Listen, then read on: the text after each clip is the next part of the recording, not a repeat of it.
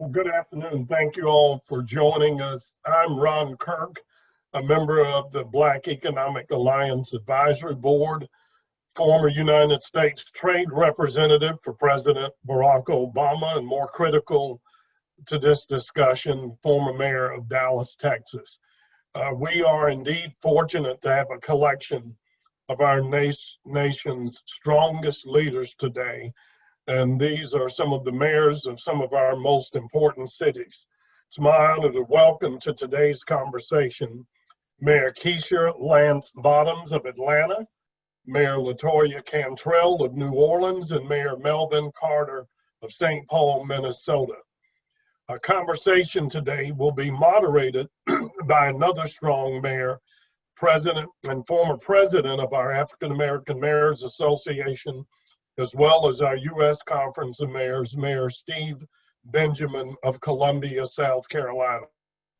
Before I hand over the program to Mayor Benjamin, I want you to know the weight of responsibility of the mayor of every major city in America. We are expected to do everything from make sure that the streets are paved, the water keeps running, that your residents are safe, that the trash is picked up, and at the same time doing everything we can to build a thriving economy that works for all of our constituents. Every mayor has a nightmare about getting the calls that any one of these mayors has had to deal with over the last several weeks and months, and there's no playbook about how you handle that going forward. But what we'll hear today is you do the best you can, you rely on your faith, you pull on the best leaders in your communities to try to address these very difficult problems and do the best you can. So on behalf of our entire Black Economic Alliance network, to each of you mayors, we thank you for your service to your city and to our country, for your leadership, dedication, and the hard task of tackling this seemingly unsolvable problem. I know it's not easy. Appreciate the great work you do. With that, we'll get to our conversation. I'll turn it over to Mayor Steve Benjamin, who will moderate our discussion. Thank you so much, Mr. Ambassador. The reality is that if you're mayor, you'll always be mayor, no matter how much you might try to leave us. We're always going to brag and claim Ron Kirk. So thank you so much. Thank you to the BEA, to the Coles's, the Phillips, the Adolphs, and just the whole team over the last several years has built this amazing organization. My friend David Clooney, who's now leading it in executive capacity. The work that BEA has done over the last several years to help change the narrative in a meaningful way is helped setting the pace for American policy, and we're excited about that. Also thankful to the African American Mayors Association, our leader there, Stephanie Mash Sykes, under President McKinley Price of Newport News. The wonderful work they do to bring us all together, the crowdsourcing these amazing leaders that you'll have a chance to hear from today. As Ambassador Kirk mentioned, I'm a former president of the U.S. Conference of Mayors and former president of the African American Mayors Association, but I'm the lifelong president of the Mayors Mutual Admiration Society. And on this call, you have three of my dear friends. And Ron, I'm not sure when you were mayor, I don't know how you guys communicated, but we got text messages right now to support each other. And they all know, they're all smiling. We stay in constant contact, check on each other. How you handling this? Learning from each other. You have three of the brightest minds in public policy in the world on this call today, and Mayors Cantrell, Bottoms, and Carter. So let's go ahead and get started. I'm going to have a chance to ask some direct questions of my colleagues, and then certainly give them a chance to wax poetic, as I know they can on the issues that are very important to them. Specifically, as we talk about economic recovery. We're obviously stepping into a weird phase in America right now. We're dealing with the greatest pandemic in 100 years, with incredible social unrest around structural racism and police violence. Some folks forget the fact that we're still dealing with some of the most challenging economic conditions since the Great Depression, and certainly the economic dislocation we're seeing in a number of communities. Where we've seen the greatest social unrest, it's also been in a lot of communities that that couldn't bear the brunt of a few challenging nights that might upend and dismantle years of progress that I know that many of you have been working on. What are your thoughts on as we plan for economic recovery? And I'll start with you, maybe Mayor Cantrell. As we plan for the economic recovery, what are some things we should be thinking about, things we should be doing, and maybe even some ways in which those on the call might be able to partner with us moving forward? And you're still on mute, LaToya. Check that out.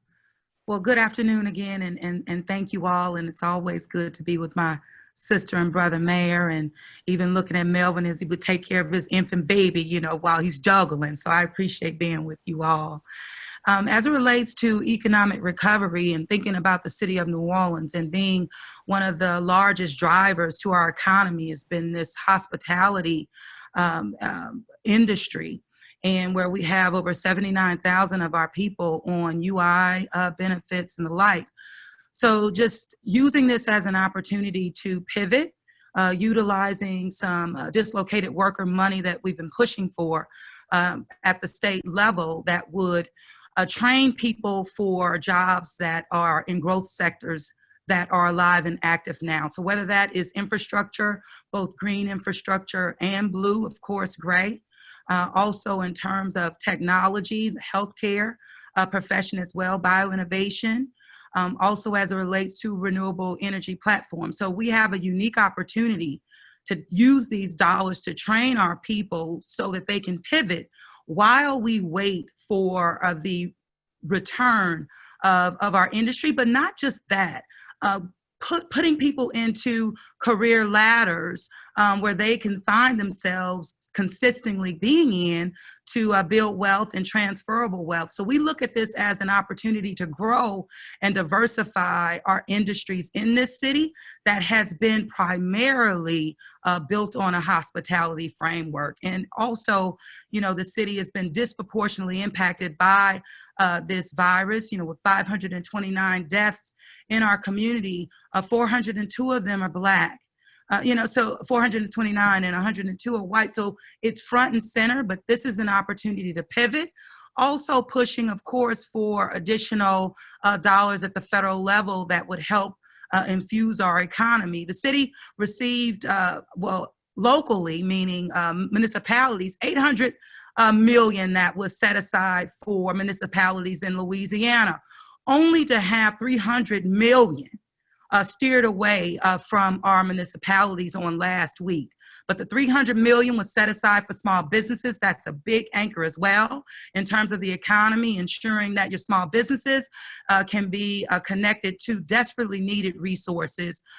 50 million coming from Goldman Sachs. So the bottom line is looking at other ways to diversify our economy. This is an opportunity.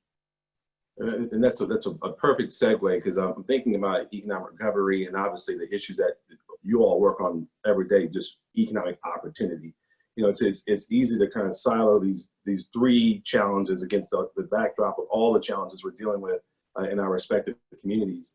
But obviously they're all interdependent and interconnected. So, and I'm going to try to use formal titles, but I'm probably going to continue calling you LaToya, Keisha, and Melvin. So y'all just get ready, like I do it any other day. Keisha, as you're looking at these issues around economic opportunity and police violence, and I mean, how do they all come together? How do you? I mean, there's no perfect way to solve all these challenges, but what are some things that you all are doing in Atlanta to kind of bring it all and push people in the direction that you want to be for Atlanta's future? So it's great to join you all, and I consider all of you all my friends. But first among equals, of course, would be Melvin Carter, because he is a FAMU Rattler. So I just have to highlight that for everyone. But that being said, this summer has been the most extraordinary moment in my time as mayor, because there's been no handbook for this. Cities across America, by and large, don't prepare for pandemics. We look to the state and to the federal government for that type of preparation. And so what it caused us to do in Atlanta was really to put on our common sense hat And my charge to our team very early on was God bless the child who's got his own, because we don't know where else to look for help. So on top of that, this movement that's happening across the country, and I think that what's very clear to us is there really is no beginning and there is no end in what we are seeing with the anger and the frustration and just the outrage in our communities. Because the reality with COVID was that our communities were sick, they were tired, and they are dying. And then you transition that into just this overt aggression against our communities. And I think that this explosion is really indicative of this systemic cycle that we're seeing over and over and over again. What the challenging thing for us in Atlanta, and I'm sure each of you all probably share this sentiment, you know that you're doing the work. So when I came into office in 2018, we created an Office of Equity and Inclusion and Diversity called One Atlanta. And its entire purpose was to focus on these equity issues in our communities and really begin to operationalize the solutions into city government. So we're making these steps and feeling really good about the steps we're taking, knowing that there's still more work to be done. And then suddenly you lose all of the grace that you have with having time to fix it. So that being said, it's made us really reassess what are these short-term solutions that we can offer to our communities. So on the front end of COVID, we knew that people would be stretched in paying their bills. We suspended water bill payments. We suspended towing fees and booting people's cars in the public right of way. This low-hanging fruit that for so many people who are struggling from paycheck to paycheck can just put them over the edge. But then we put into place a series of loan funds, Strength and Beauty Fund, which was important to me to help cosmetologists and barbers because my mom used to own a hair salon. We put in a Create ATL fund for our creative industry. We did a small business loan fund, et cetera. And this was before we got the $88 million in CARES Act money, which, by the way, a lot of cities did not get directly because you had to have 500,000 people, which thank you again, Mayor Benjamin, for even flagging for us that Atlanta was on the cusp of being cut out of that funding source. But it's still not enough because many of our small businesses don't have the existing relationships they need to access the PPE loans. Many of them are startup businesses. Even in hair salons and barbershops, they don't fit a traditional business model because you have people paying booth rent to the owner operator of the shop. And as we know, especially in the African American community, it's complicated and it doesn't always translate. But all of that being said, I do believe that as leaders, we are so much better prepared for the next go round of whatever this next go round may be, because we've had to try and figure it out in real time. And again, relying on each other because we don't have the benefit of looking to the federal government for guidance and assistance right now. Amen. And I like that phrase. It's complicated. It can be very complicated. Melvin, so under your leadership, St. Paul, in spite of you being a rattler, I might add, St. Paul has developed just a really strong reputation as both an aggressive and progressive, but also pro-business city. So as you deal with these issues of economic opportunity and economic recovery, and you've been really out front, obviously, on some of the ideas, some of the ideas I've been using here, I might add on reinventing policing. How would you take how would you sum up the way things are happening right now in St. Paul? I appreciate the question. I'll echo what all of you have said about the friendship, but I'll go even further to say just how much I learned from all of you, and I appreciate the opportunity to stay connected and stay just in your tutelage as we kind of all navigate this situation together, which Mayor Bottoms just pointed out very accurately. There's just absolutely no playbook for. As we call each other, as we try to maintain titles, I'll continue to call you Mr. President. Mayor Benjamin, from your term as president of our national organization. I'll tell you what, I stopped using the term recovery. And the reason is because recovery, I think, suggests that we're trying to get back to some place that we previously were. And one of the things that, if we haven't realized it before now, I think what we've seen play out in 2020 is a whole litany of ways in which the economy that we're used to is not a resilient economy. The extent to which when any one of us in our community can't afford a stable home to socially distance in, can't take some time off of work to care for a sick child or recover from an illness, or can't just simply go to the doctor when we feel like we have some symptoms, that creates a vulnerability for all of us. And so our goal really shouldn't be to get back to where we were 3 weeks, 3 months, or 3 years ago. Our goal has got to be to push for a more resilient economy, one in which people get to participate in our economic opportunity. You know, we see, I'll tell you, we've also proven the extent to which our sort of paper economy is divorced from our street level economy. As you know, 40 million some Americans have been laid off, yet our stock market has had 3 pretty amazing months for those folks who have the assets and the capital to buy the dips. And so our goal is to sort of restructure the way our community works to make sure that when St. Paul grows and it thrives, and we are, we're at an all-time high population right now, 315,000, which means we are large enough to have incurred significant costs as a result of all of these crises that we've played out.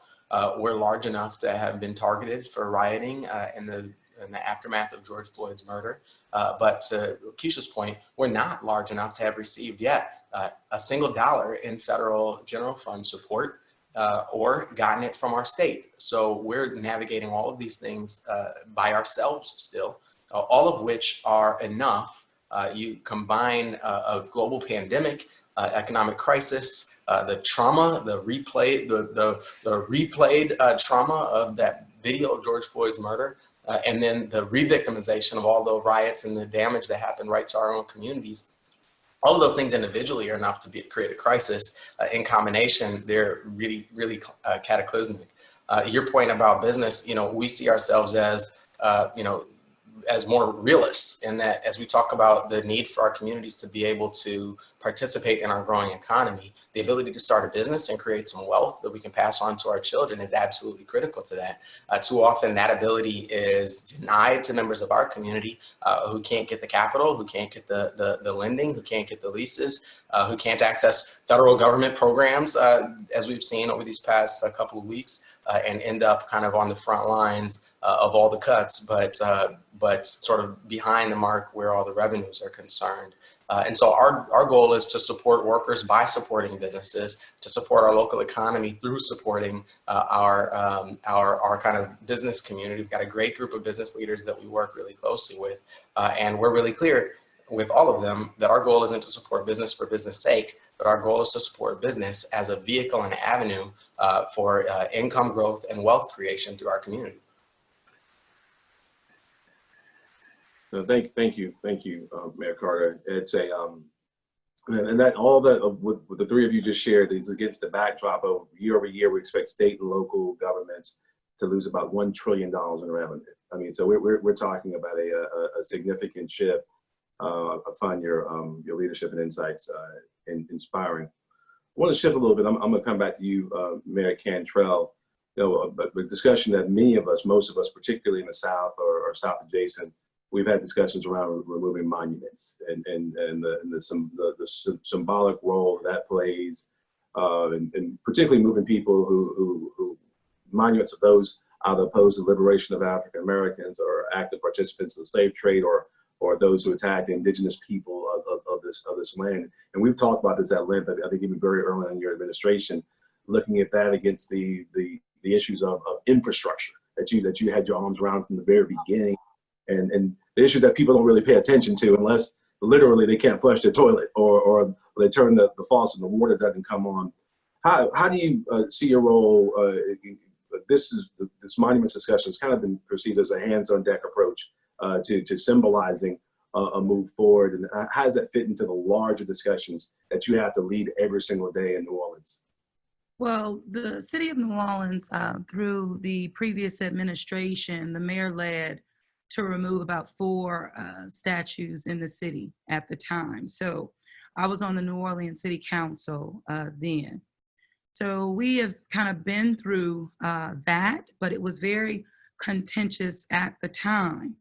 I think what today brings is that the streets are truly crying out. That bottom up is something that we're seeing and feeling today that did not happen previously at a level and scale that we have an opportunity to deal with this today. So bottom up is the way to go, and creating a real platform for dialogue.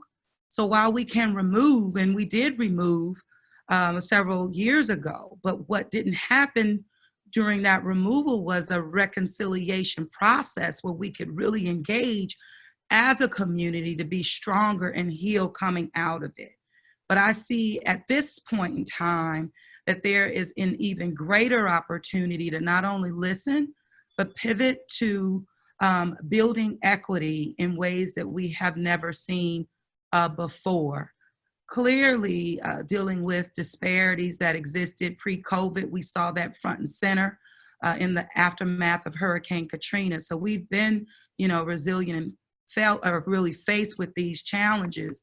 But really now is the time to double down and to meet people where they are outside of removing statues. But how can we truly build equity and give people a real opportunity to economic justice? And also as it relates to, the disparities on the economic sense, it also trickles down, of course, to just basic quality of life, whether it's healthcare and focusing on our high numbers in terms of mortality rates for maternity, infant mortality rates, as it relates to, when we see the number of people that we've lost in our community, our cultural bearers, our musicians who have been hit tremendously by this virus as well. So it is putting resources in areas more intentionally that builds equity, but at the same time allows for a table that is inclusive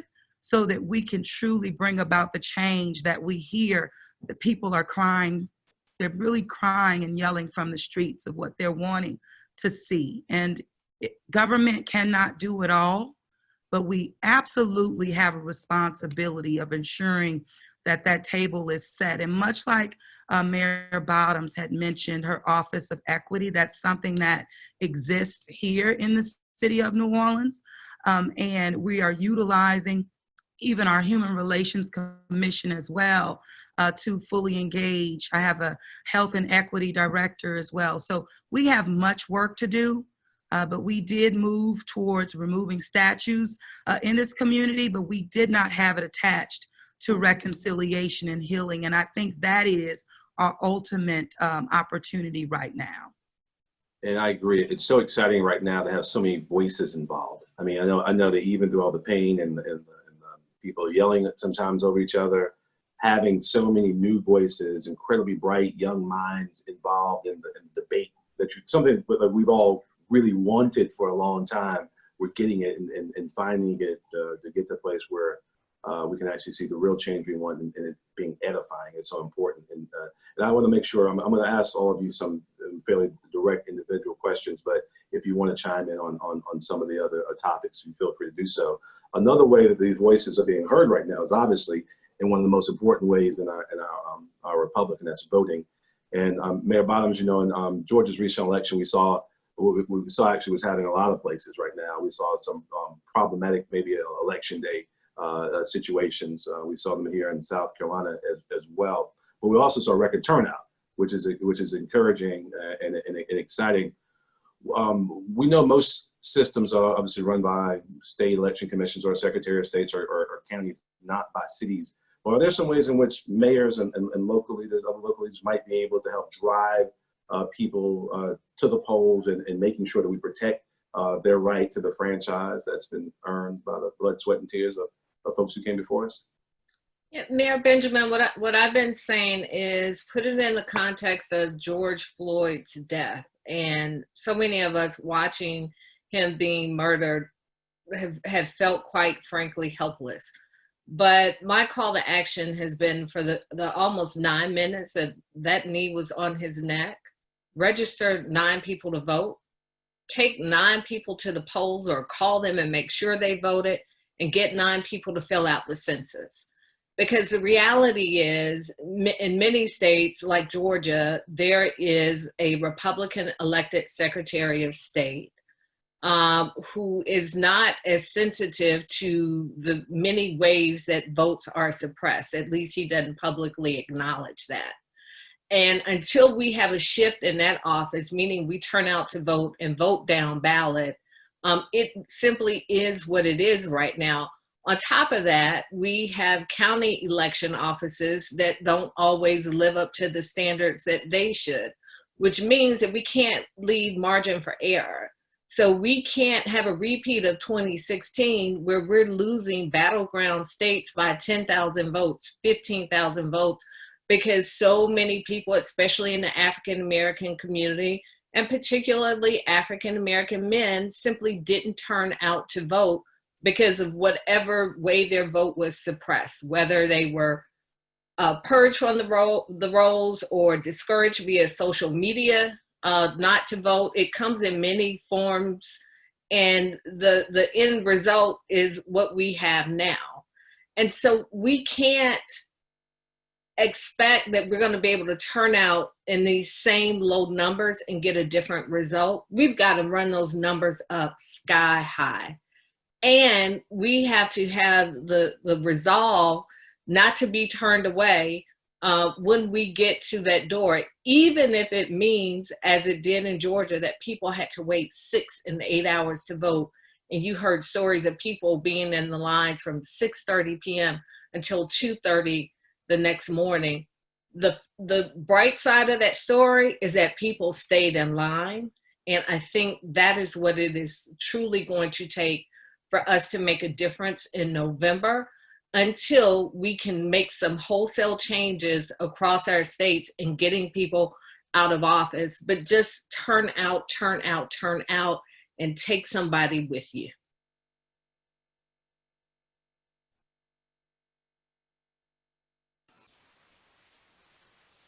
Amen. Thank you so much, Mayor Bottoms.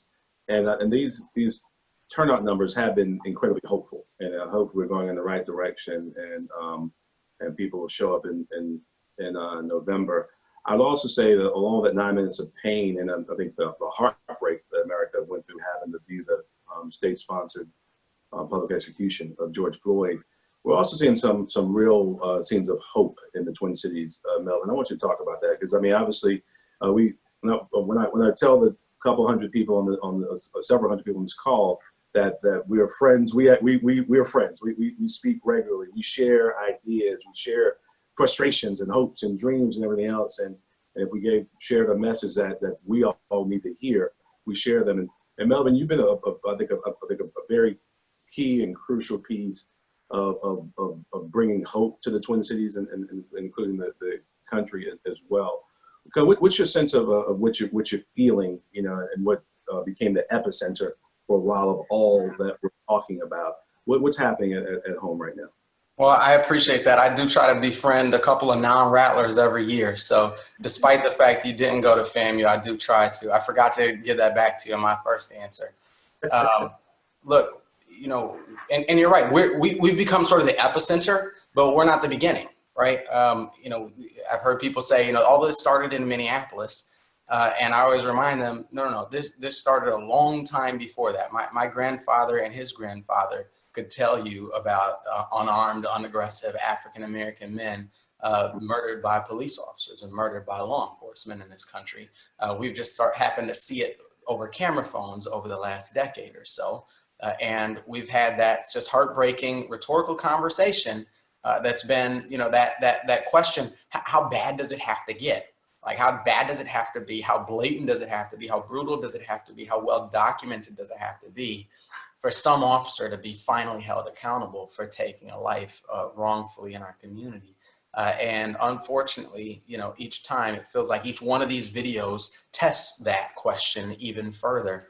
And so, you know, maybe this is the video that's tested it the most now, but it's not the first one. Steve, the fact that if I were to tell you about the unarmed African-American unaggressive man who was suffocated to death by law enforcement while crying, "I can't breathe," I'd have to be a lot more specific for you to know who exactly I was talking about, because we've seen that play out more than just once. So that's where we saw that extreme rage and that extreme anger that my 12-year-old daughter says, I can't figure out why that rage, that anger surprises anybody, because this has been going on too long. It's one of the most heartbreaking conversations I've ever had in my life. Our conversation early became, we're going to seek peace, but not patience. We're not going to tear down our neighborhood. We're not going to let people tear down our community. We're not going to sit aside while people come and break windows and start fires in our local, barbershops and grocery stores and pharmacies and libraries and churches. We're just not going to accept that. But we're also not going to ask you to sit at home patiently or quietly while we kind of slowly and incrementally, stem the tide of unarmed, unaggressive Black men killed by law enforcement. At that level, I think one of the things that I'm convinced of is this level of energy that we've seen in our country, and we've seen that expressed in two different ways. Because at the same time as people at night were out trying to destroy our city, some of the most beautiful expressions of peace and healing have been happening as well. We have seen people, sitting on the street in front of our governor's residence, just healing together and processing together, joining at the Capitol. Anybody who gets to Minnesota, I mean, if you get a chance to visit that site at 38th in Chicago, in Minneapolis, where George Floyd was murdered, it is a sea of people with, sidewalk chalk and flowers and live music and free food and water. And at the center of it all, there's a circle of people who are just processing and healing together. We've seen some amazing, and it's not just African-American folks, it's people of all ages, of all races, of all cultural and economic backgrounds. We've seen some amazingly beautiful kind of expressions of community. And I think this is the energy that built our country in the first place. This is the energy that abolished slavery. It's the energy that saw us through civil rights. And it's the only way that's going to get us to this next point. Keisha's absolutely right.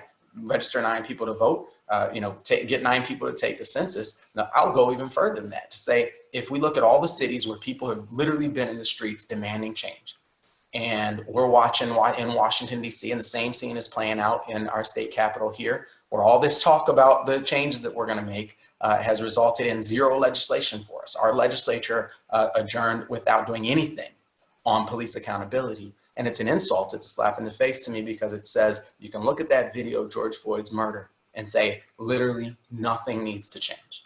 That's an insult, it's a slap in the face. And I think it's proof, yet another proof point to all these young folks who have been in the streets, that we can't make these changes without your energy. We've proven it. We cannot make these changes as a country without you kind of bringing that energy forward. So yes, register to vote. Yes, take the census. But the other thing that I've said to some of our community members here is, if in every one of these crowds, if one of you guys decided to run for school board or city council or state legislature, and all the rest of you put this energy into making sure that that person won, well, then we wouldn't have to be asking people in charge, asking people in office to make the types of decisions that we wanted. We'd be able to literally put people into those offices to make those changes ourselves. Amen. No, that's thank you for sharing that message of hope and helping all, especially. I think it's really important to share, as I do with some of our young protesters that I talk to every single day, that you got to turn that pain and that passion and the progress and make sure that you understand with your rights come responsibilities to change the game. And so many of them, I think, are gravitating towards that message. And I totally think we've seen people in our country who just said, we're not going to take no for an answer. We're not going to take wait for an answer. We're not going to accept status quo. And I think that is my primary thing that makes me incredibly hopeful about with that energy channeled constructively. Amen. And we've got obviously some of the most successful businessmen and women in the country, maybe indeed the world, on this call watching us right now. I know from the specific successes, I think LaToya mentioned it earlier, that you've been able to have in your respective cities. You've had to see some real multi-sectoral collaboration, partnerships between the public sector, the private sector, the philanthropic community, everyone working together. What role do you see the business community having right now? We're seeing, unlike those previous movements that Melvin just mentioned, right now we're seeing a different level, at least in public exhortations, of consciousness of the business community, and we want to see how that manifests itself into real action going forward. What role would you say, and then we can maybe just go in order again, starting with LaToya.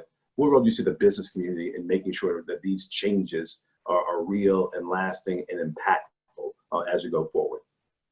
I think with the business community, that's clearly where the where the rubber meets the road. And when I talked about, the 79,000 residents of this city that are on UI benefits, they're tied to our hospitality industry. We are a destination city, and I can't overlook the needs of that industry, that workforce, and the impacts have been disproportionate in regards to these employees as well. So when I hear, and even from the protests that speak to and have been speaking to our hospitality industry, around paid, sick leave, around PPE, around livable wages, or, things that we were fighting for pre-COVID. And this is the opportunity really for the business community to rally around not only this industry, but also as we look and help people pivot to other growth sectors in the city.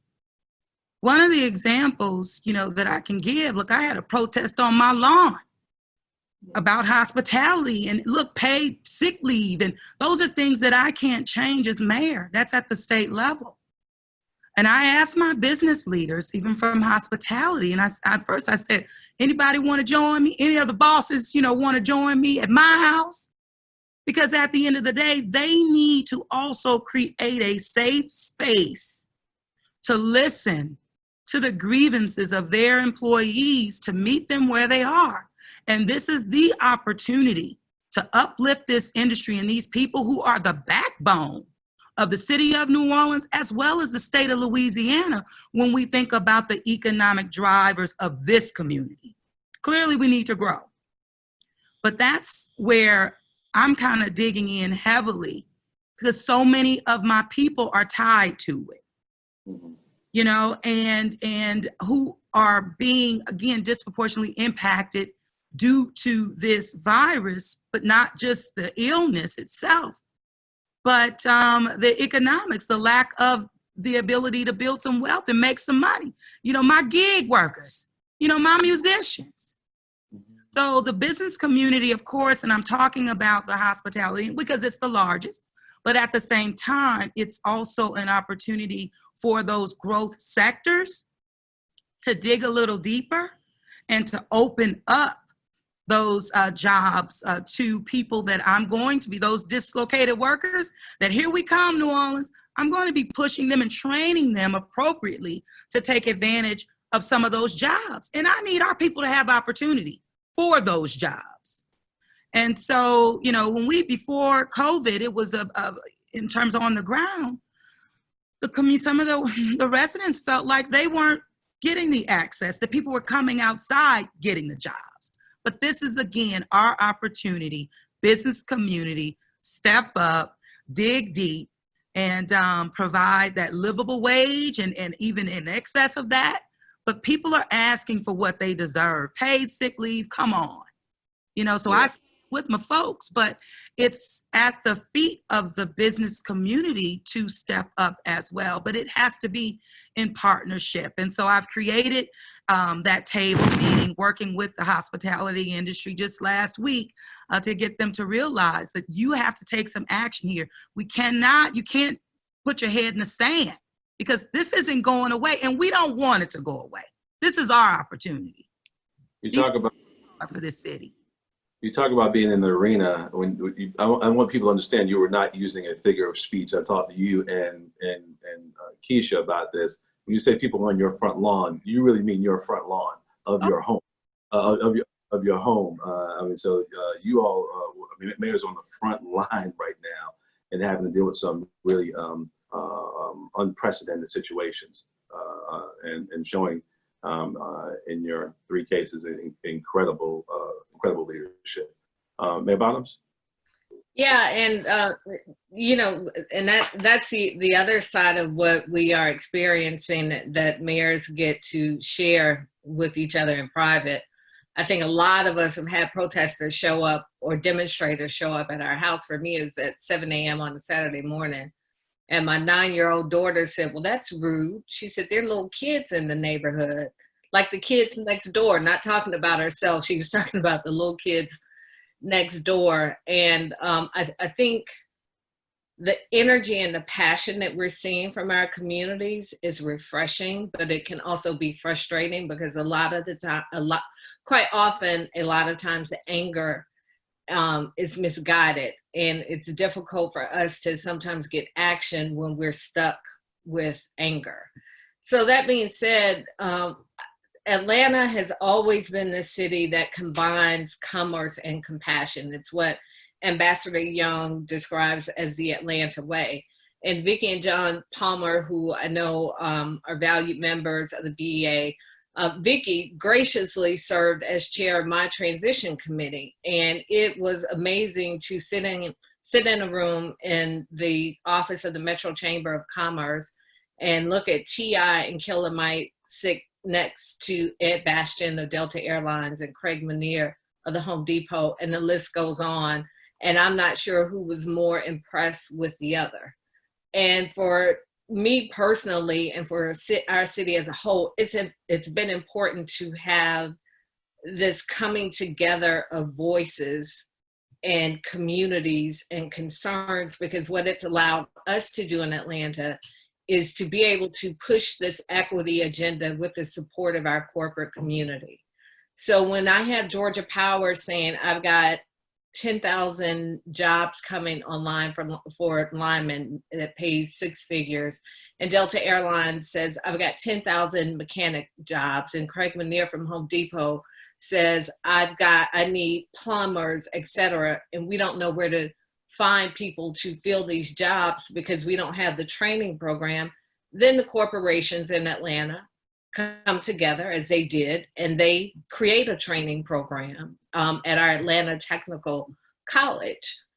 When we talk about affordable housing in Atlanta, and we talk about creating displacement-free zones and allowing people to be able to live in their homes with dignity and not be priced out. You've got the Blank Foundation with the Atlanta Falcons and Arthur Blank supporting that work. So many examples that I know has to be the envy of cities across the country, because every city doesn't have that. Right. But even going back to COVID, the day that I received my first in-depth briefing on where we were with COVID was when we met with Dr. Del Rio from Emory University in a room full of the same CEOs with a quarterly meeting that I have with them, where he said, you have 72 hours to shut the city down. Had I had to do that and make that call as mayor alone, I would not have been able to do it because I would have received so much pushback. But when you have 20 CEOs sitting next to you getting the same information that you're getting, then they go and they shut down their companies too. And I truly believe that's why we have been able to survive the worst in Atlanta as it relates to COVID, because we were all on the same page. That being said, with this conversation, with this movement that's happening in this country, we have to have the same synergy with companies and corporations. And I can tell you personally, I've been challenged because right now it feels like we are treading water. And every day you just get up and you're just trying to survive, because that's the state that our country is right now. So when I have very well-intentioned companies saying, what can I do to help? We're finding it difficult to even tell them how they can help, which is a great problem to have. But right now we're saying stand in the gap for some of our small businesses who didn't survive COVID, who were damaged with the demonstrations and hadn't been able to get their employees the appropriate funding and PPE help us support some of these specific funds. But also I would just ask, even if there are ideas from this group on how you think you can help us, that would be great as well, because we don't always know the answers. In the same way that our corporate community came together and helped us create this idea and stand up this vocational training program, I think it's going to be the same way that we're going to need the same support in standing up what support looks like for many of our cities. Thank you so much, Mayor Bottoms. Mayor Carter, how have your interactions been with the business community? What are you seeing? You know, we're grateful to have a really good relationship with our Chamber of Commerce here and with our local businesses here. I'll tell you, one of the things that's been really fortunate, that's been heartwarming for me, is seeing some of our business leaders who, you know, when our governor's executive order shut down restaurants, said, well, we have all these food, this food, let's, you know, distribute it to low-income families in our community. We had, you know, just 2 weeks ago, I was standing with a business leader whose business was burned completely, and she's going to have to completely rebuild. And she looked at me and she said, I literally have nothing to do now.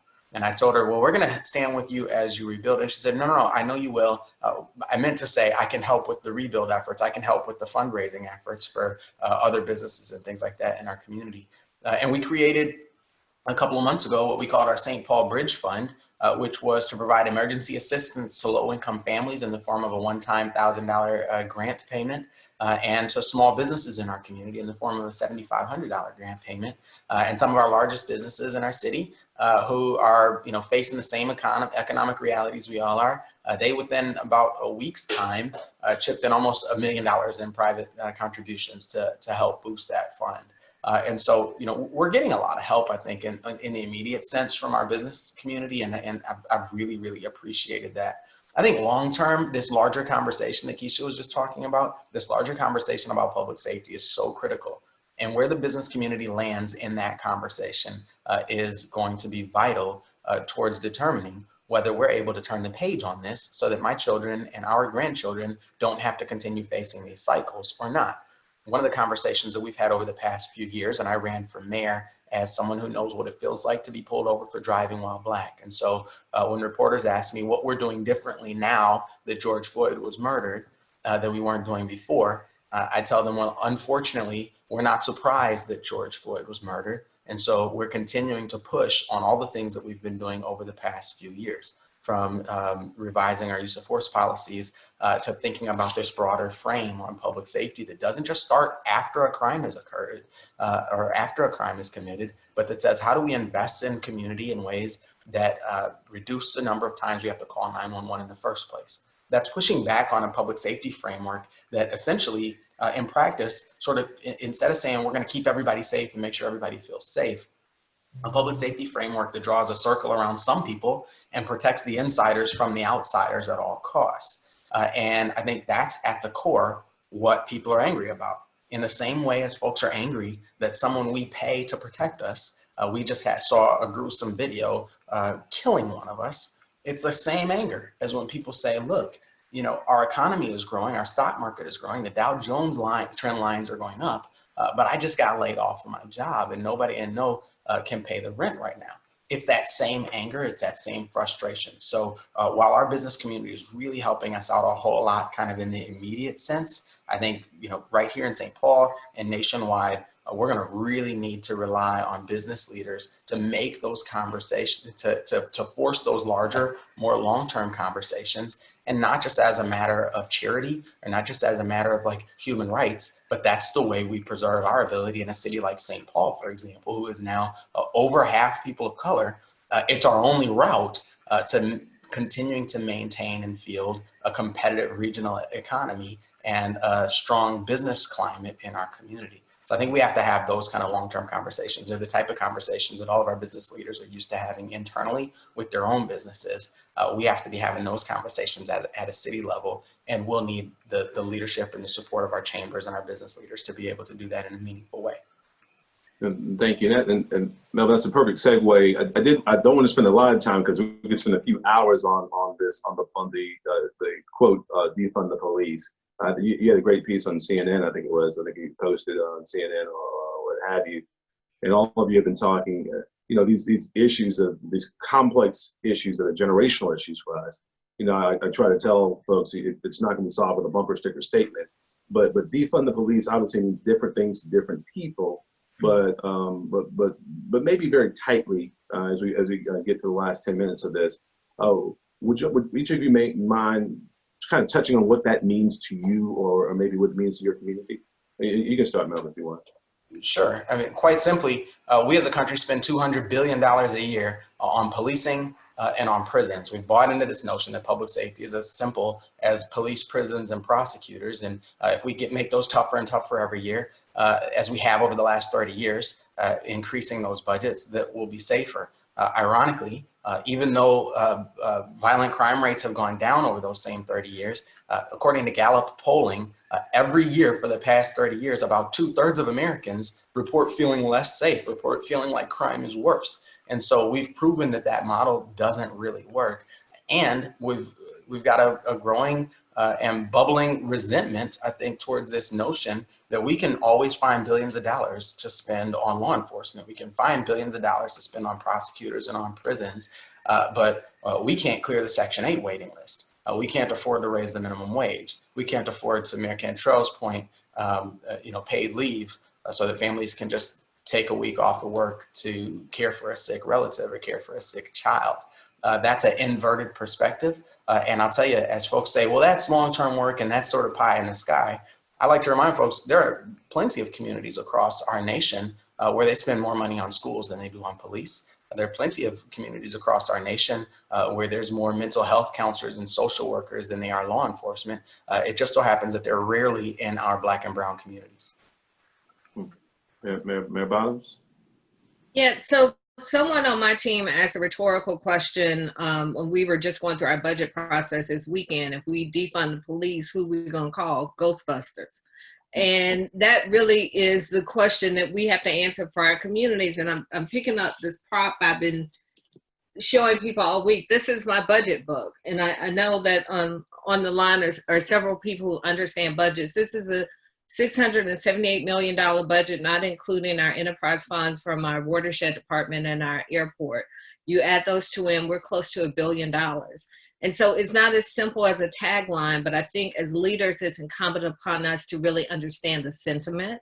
And the sentiment is people want more funding for community-based initiatives, and they want to get on the front side of having the police involved in their communities in a negative way. And so in Atlanta, that's meant as we closed our detention center to ICE and we eliminated cash bail bonds, decriminalizing poverty, essentially, we now have about 25 or 30 people who spend the night in a 400,000 square foot facility called the Atlanta Detention Center.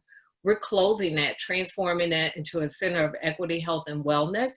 We are now taking our corrections budget, moving that money out, making those people truly boots on the ground community support folk who can go in and help us deliver food to our seniors and our kids during COVID. They can help staff our warming centers when the temperatures drop below freezing. They can go help us clean up our right-of-ways. So what I've had to share with my team and with our council and even with our communities is don't get stuck on the slogan. It's not going to come from my police budget. That's pension, wages, capital costs, workers' compensation. But it doesn't mean that it doesn't need to come from somewhere in my budget. And we're already achieving that in Atlanta. And we were doing it on the front side of all of the things that we're seeing happening across the country. Super. Thank you. Mayor Cantrell. Yeah, I would, and on the same lines as Melvin and Keisha, here in the city of New Orleans, we have doubled down on our efforts in terms of comprehensive programming at the community level, whether that is, creating the first ever Office of Youth and Families, having a licensed clinical social worker that therefore I've built this team of social workers that are available and on the ground at our rec centers, within our police districts as well, within city government, within libraries, you name it, being comprehensive in that approach. We're one of the first municipalities, absolutely, in the state of Louisiana, to put money into early childhood education. That's something that we are doing, and doubling down even on those efforts.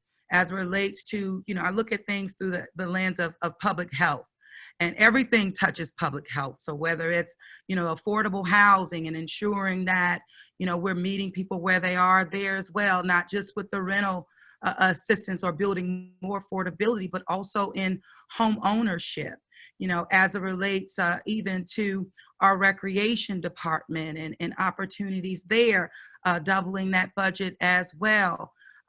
In terms of our police department, these are things that we have been investing in over time.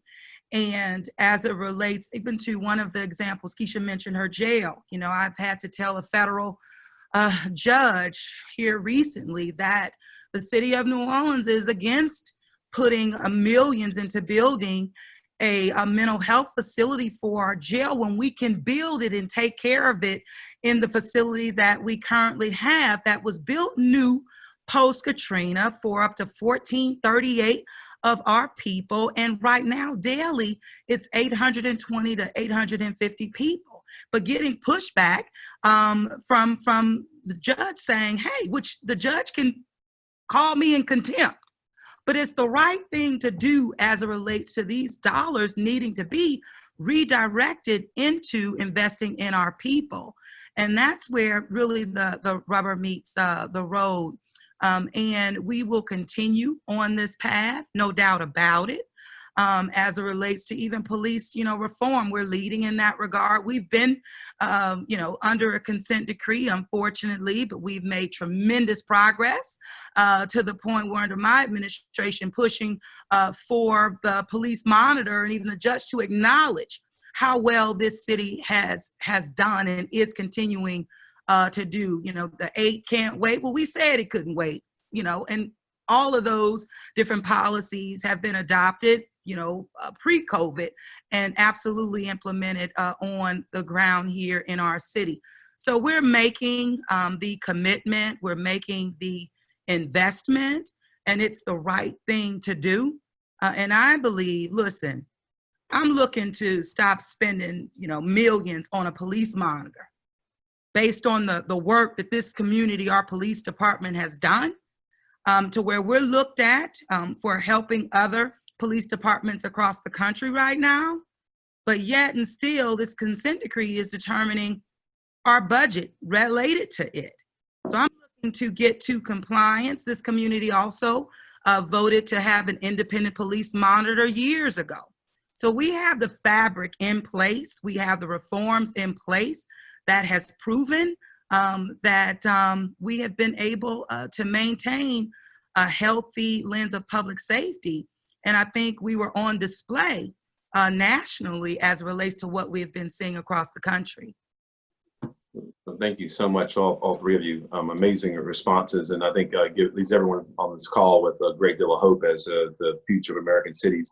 Just a couple of minutes as we wrap, and everyone's got to get back to the work that I know you all do, and of course the folks who are viewing this right now.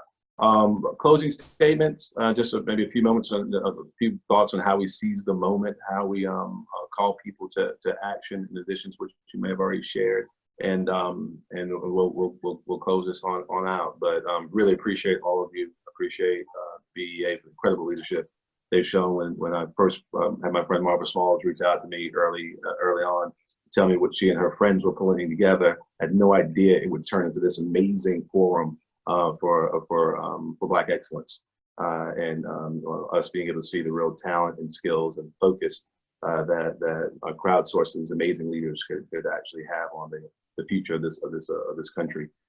Some closing thoughts around seizing the moment, maybe a call to action. Brother Carter, I'll let you go first.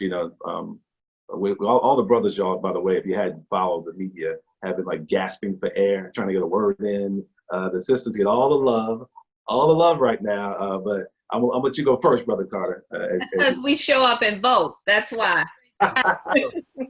Well, I'll tell you, one, it's rightful for the sisters to get all the love because they are providing some incredible leadership. I'll tell you, I got some credit for eliminating water shutoffs early on. And very purely coincidentally, we did that on the same day. I got a text message from Keisha Lance Bottoms that they were doing that in Atlanta. And I sent her a text back and said, show me what you're doing, show me how you're doing it. And we were able to do that same thing. And I'd say the same thing to Mayor Cantrell about some of her focus on equity in regards to the COVID response. They're providing incredible leadership. So it's right for them to have the microphone. And I know you agree with that as well. But I appreciate you being willing to share it with me today, mayors. Look, I think this is the conversation. I too am really impressed and really humbled to participate with BEA. And have just been amazed by, this body and this movement that started.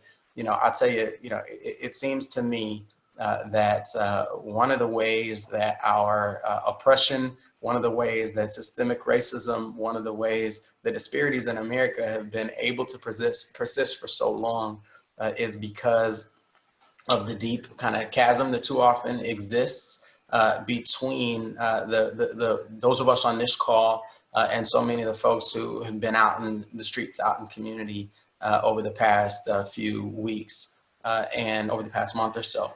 And the opportunity to have the energy that's been in the streets, and I already said I believe in that energy, and I believe channeled right, that's the energy that can build the future of our country. I also think the same thing about BEA. I think the same thing about this space, about this group, the ability to have this connectivity. I'll tell you, as we talk about equity in St. Paul, sometimes folks get confused about what equity means. And sometimes we start confusing that equity for equality and think that something's equity just because it touches everyone the same. But in the same way as a head start in a race, if I have a head start in a race and then we say, okay, now we're going to just treat everybody the same, that would be equality, that wouldn't be equity. And so our definition of equity goes back to, I don't know if I mentioned that I went to Florida A&M University and I graduated from the business school there. And my dean always used to say, look, equity is a money word. And in business, equity, the term equity is really easy to define. It's about ownership, it's about decision-making power, and it's about the ability to build transferable wealth that we can pass on to our children. And that's what this has got to be about. That's what this whole movement, I think, has to be about. It can't just be about passing policies. It's got to be about finding a new way in our communities that connect those young folks in community in the same way that all of us on this call are, connect us to ownership over our communities, ownership over our country, that connect us to participation in decision-making processes at City Hall and at the White House and everywhere in between, and that ensure that when we see those graphs go up, when we see the stock market go up, when we see our kind of macro economy grow up, expand, it means our neighbors can pay the rent a little easier. That's the way we've tried to approach the work in St. Paul. That's the way I know that these other mayors on the call are approaching the work as well. And that's, along the lines of the work that everybody on this call does. And so I think that's the kind of the piece de resistance, if I might say so, is the ability to not just have this energy that we have in this space and not just have the energy that we're seeing play out all across our country in the streets right now, but to figure out how to connect those two in a meaningful way so that we can really have a movement that can be effective and that can be lasting over time. Awesome, awesome. Mayor Bottoms. I told you, I've been pulling out props, and if anybody's seen an interview with me this week, you've probably seen this, but this has been important for me personally. Shepherd and Betsy Peak, my grandmother's grandparents, freed slaves. This is his slave master's will, where listed as his cupboard and his plates and his silverware in Shepherd Peak, $1,400. This document, his signature with the X, I'm going to assume he couldn't read or write. And then 1870 census, where he's listed.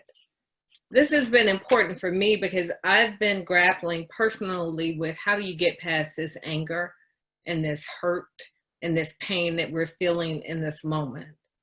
But then I am reminded that we are the ones who made it, and that we truly are, in the words of Maya Angelou, the hope of the slave. And in the same way that Shepherd and Betsy Peak believed that there was work to be done so that their children and their children's children could see something better. I think that's our call in this moment in time as well. And it was quite evident to me yesterday when I went to the funeral of Rayshard Brooks, and my 12-year-old asked to go with me. And when we came home, he said he was a good looking man. He seemed like a really nice man. He didn't deserve to die that way. And it, for me personally, is my wake-up call that our children are watching everything, and they are counting on us to do something differently. And so whatever that something is, we're not all called to be a leader of a movement, but it doesn't mean that we can't be a part of a movement. For every person who went out and marched in 1960, there was somebody who stayed back and swept the floors and made sure the sandwiches were made and made sure the tables were wiped down. Whatever that thing is that we can do, I just know that we're called to do it in this moment. And I know that collectively, and I joke with Mayor Benjamin because he's my friend, I can do that. And I said, we women go to vote. And I know most of you all, if not all of you all on this call have shown up to vote. But it doesn't mean anything if it's just us doing it, if we're not bringing our communities along with us. And I think that is, if anything, the most important thing that we can do this year that will make a difference for every year after this. Oh, amen. Thank you. Mayor Cantrell. Well, you know, when Mayor Bottoms had presented just your family, right? Documents, those are your people, and it's our people. And it brought me really back to, I'm excited about the opportunity for this city to truly play to its strengths, but also pivot. You know, when Louisiana was purchased in 1806, it doubled the size of the population of the United States of America. It did. And that population was not only in landmass, it was in people, it was in slaves that went on, as you all know, to go forth and build what we know of this country. And so this is a real opportunity, in my opinion, to be in a place that was once known as where care was forgotten, because the backbone of this city has been built, and state has been built on an industry driven by African Americans, but tied again to hospitality. And not that that's wrong or bad, but this is an opportunity to diversify an economy that has needed it for far too long. And with 50% of the businesses in this city are African American owned, but making up 2% of the receipts, this is time for some real action. So that's why I get all excited, you know, about the pivoting and training and workforce development opportunities in growth sectors that we are seeing, because this is the time. I just believe that. And of course, building up those small businesses that would only make up 2% of the receipts to well over getting their fair share. So this is our opportunity. I'm excited about it. I really am. We see the wave across this country, but I'm focused clearly on improving the overall quality of life of residents in this city of New Orleans that have not had their fair share or shake. And we've been on display for far too long. And so at this point, hey, it's time for us to get our fair share, and we're going to make sure that we do that through building partnerships, creating that table, that safe space to share, to learn, and to grow. And I just appreciate, again, this opportunity and being with my brother and my brother and sister, Mayor, and I'm just so proud of you all. I really am. I'm proud of your leadership. I'm proud of where we are in this country with Black leadership and Black mayors who are on the front line. It does matter. So love you all. You know, we love you too, LaToya, and I was not joking when I said to Ambassador Kirk early on. I really don't know how Black mayors did it back then, because we were literally leaning on each other every single day, text messages, emails, phone calls, and working our way through this. As I close, I want to talk about my room rating. Unlike LaToya, who loves me, Keisha and Melvin have been texting me about these dudes behind me on the photograph. checking me on my room rating. I was not able, as I wanted to be in the call promptly, to get back to my office and the pomp and circumstance of the flag and everything else. So what you see behind me is a portrait of the governors of South Carolina from 1948 all the way up to about 1998. 50 years of men who are now being properly recontextualized but had for the last better part of the century been deified in this state. And as we talk about our children, as each of you touched on, I was touched a few days ago. I may have tweeted about it a week or so ago. My conversation with my then 10-year-old daughter, when she told me that her ancestors were not slaves, but they were enslaved. She said, because no one can own a child of God. And understanding that where we come from, who we are, that we've only begun on this journey. The future is bright because of the partnerships we have, the men and women you see on the screen, but also the hundreds of you who are watching as a result of this wonderful BEA policy series. We want to thank BEA. We want to thank the African American Mayors Association, and thank all of our friends for the love and support. We're gonna move this country forward together. We're gonna turn this moment into a true movement that helps move the entire Black community forward. So thank you. God bless you. Appreciate you joining us. All right. Mayors, thank you all. That was a wonderful panel. Great job. We're honored to have you with us. Keep up the good work. Thank you, Mr. Ambassador. Thank you so much. Ambassador.